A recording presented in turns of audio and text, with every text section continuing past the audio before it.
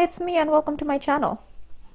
I moved. This is like the 5th time over the last 3 years. Stability? Never heard of it. I swear the next time I move, it had better be to my grave. So this is gonna be like my new setup for at least the next year, I hope. Got this cute little artificial plant, this little Bluetooth speaker, which is also a radio.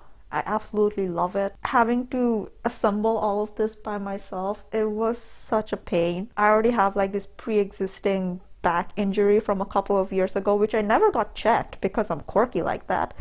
And while I was trying to lift this table after assembling it, I injured it again. So I was bedridden with a backache for like a week, I think. I'm not afraid to admit that I'm a weak, independent woman who sometimes needs a man. Sometimes life can be a bit of a pain.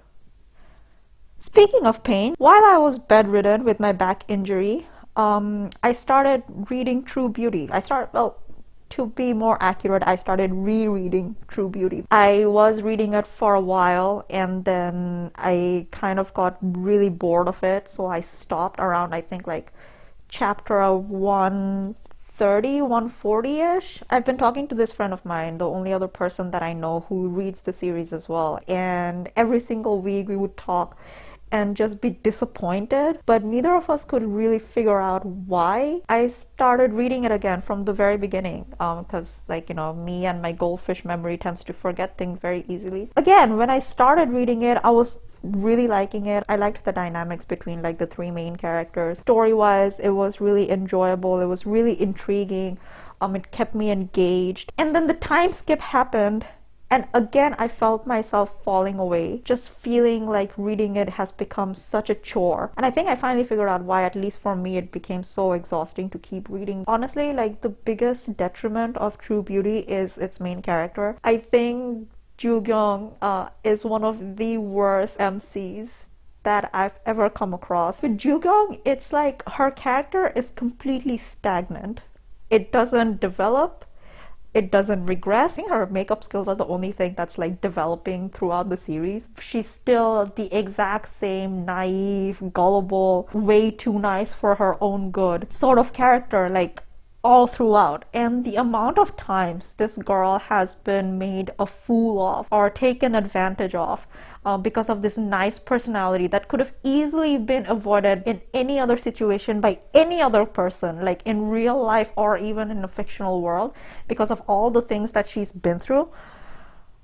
It's just baffling. There's just nothing about her that's remotely interesting anymore. Like anything that was interesting about her, you've already seen it. There's nothing new. True Beauty tends to dip its toes into like very serious topics every now and then. Korean idols being stalked, and then the negativity that they face online and stuff, and how it can have like an effect on them. There's no problem with showing all of that, but when they do, the main focus is, for the most part, other than Suho and Seojun's like childhood friend, every single event that occurs after the time skip is very Jugong focused, even if it has absolutely nothing to do with her.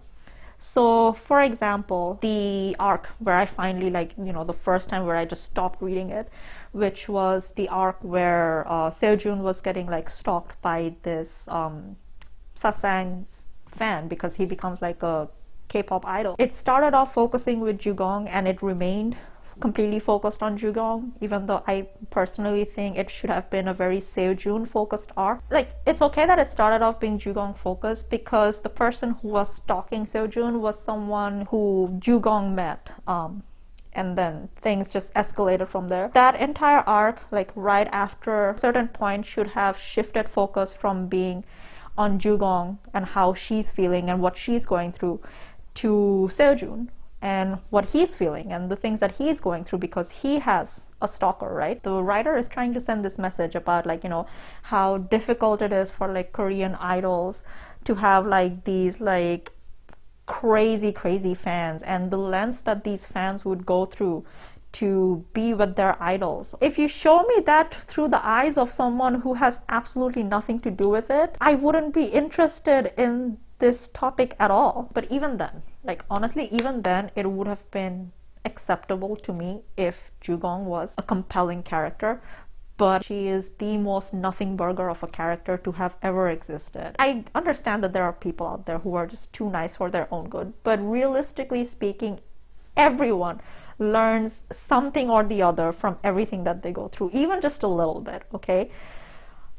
Jugong have never learned anything. It is very scary for her as well to see someone around her trying to take over her life, like looking like her, changing her Instagram to be exactly like her. But that situation should have been resolved by Jugong just like blocking and reporting her ass, and that should have been it. But even then, she doesn't do that. She's just like, what's the point of blocking her? Jugong, identity theft is not a joke. Report her account, block her, do something, because at this point you have evidence that there is someone out there who's imitating you. And then from there, shift the narrative to be from Seojun's point of view and show me all the troubles that he is going through because of this like crazy fan that he has. We just got like one glimpse of where he found a camera in one of the gifts that he got, and it was just quickly brushed aside as like, yeah, please don't do this anymore. And then him being like stalked to the point where this girl is like staking his house, breaking into his room and leaving things for him. I don't care